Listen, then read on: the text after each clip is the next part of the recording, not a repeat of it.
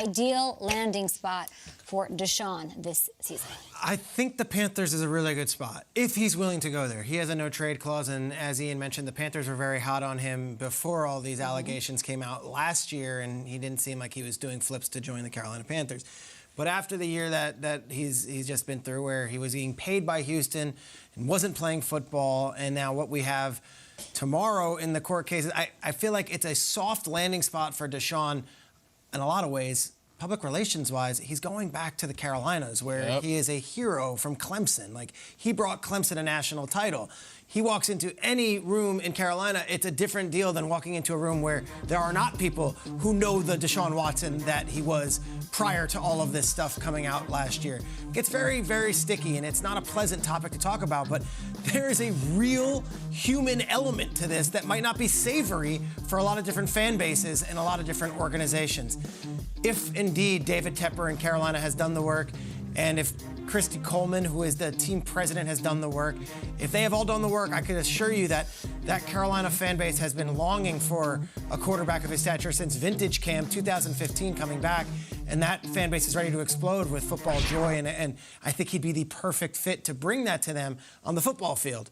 You have to be willing to take on all the other things that come with it, and I think as a Clemson star it is. Now, a wild card for intriguing team, I'd like to just throw it out there. Seattle is intriguing because Pete Carroll is 70 years old, and I'm not sure Pete Carroll wants to start this stage of his career with a brand new quarterback who's unproven like Drew Lock, or a rookie, which we're being here talking about as like the 9th pick. Well, Seattle could take Malik Willis and wait 3 years for him to develop. No, Deshaun Watson would put the Seahawks in contention. When I asked for this footage, this is when Deshaun played against the Seahawks. I don't know if we still have it, but Deshaun Watson was awesome his rookie year against the Seahawks.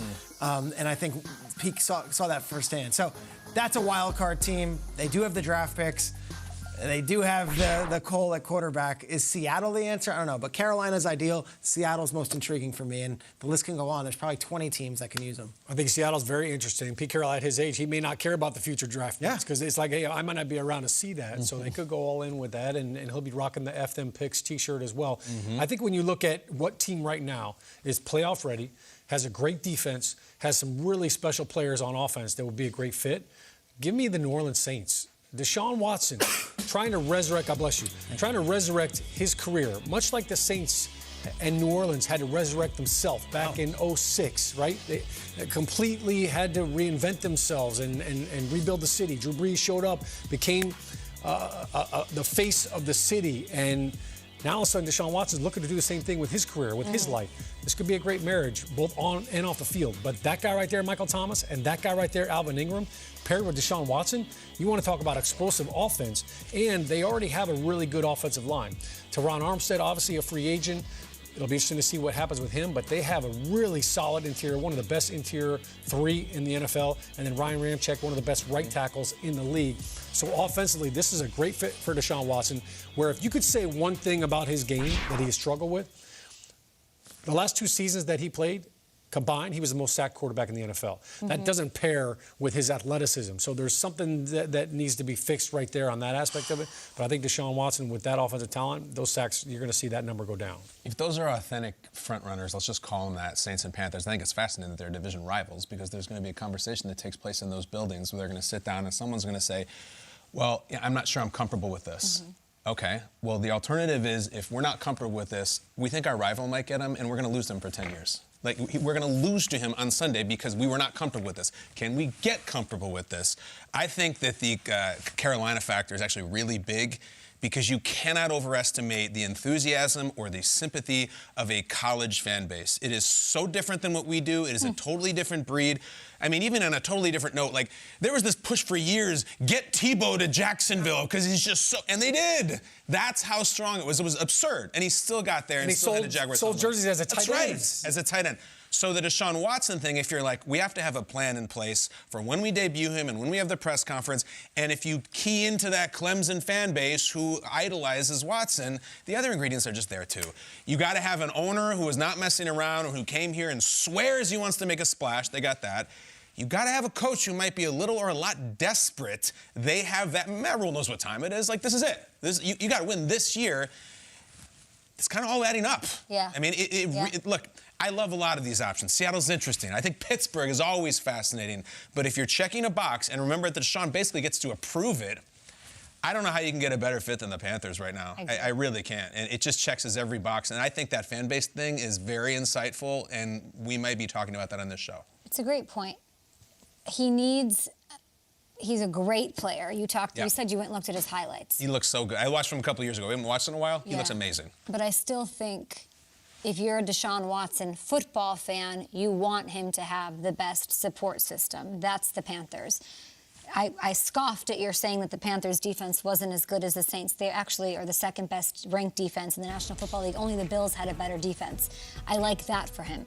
I like the coach is kind of a question mark, but it's the same thing as the Saints. It scratches itself out. I like the support system in place. When you bring up the Seahawks to me, and you're basically saying Deshaun Watson is an upgrade on Russell Wilson. I simply don't believe that to be true. I've seen Russell Wilson elevate the play of people around him. The Legion of Boom dissolves. He still brings it. He's got no running back, no offensive line, and he elevates. I just haven't objectively seen that with Deshaun Watson. Like, I know we can say, look at the highlights and so great, but let's really just have to put that out there just to be a little bit objective here. 2020, limited roster, won 4 games. 2021, maybe even a bit worse of a roster. No Merciless, you had no J.J. Watt. He won 4 games. I'm not saying he's not great. I'm just saying he's a player who I have not seen can elevate the play. Like, he can't make a bad team good. So when I'm hearing Giants go get him, would he be great? Would he be an upgrade? Yes, but I'd so much rather see, if we want him to succeed, him go to a place where he has the best support, not to be a savior to a Giants, to a Seahawks, to a Bear squad that's looking to have somebody come and play hero. Is that fair? It is, but you haven't been there until you don't have a quarterback. Yeah, that's fair too. And it's like, Seattle's been really lucky to have Russell all these years.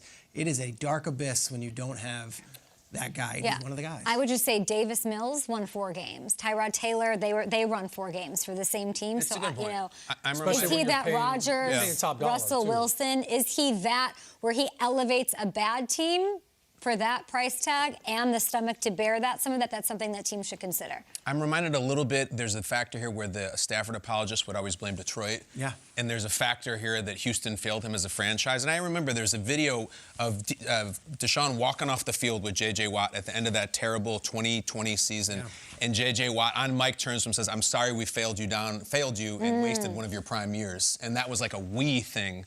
So there's this idea that you take Deshaun and free him from Houston, and we could see a Stafford situation. But do you think he's an upgrade on Russell Wilson? I think right now, look, he hasn't played in 2 years, but I think right now he is better than Russell Wilson. I do. And the road was done with Russell in Seattle, so it's not like you're doing it apples and apples. Russell didn't want to be there anymore. Yeah. Fair.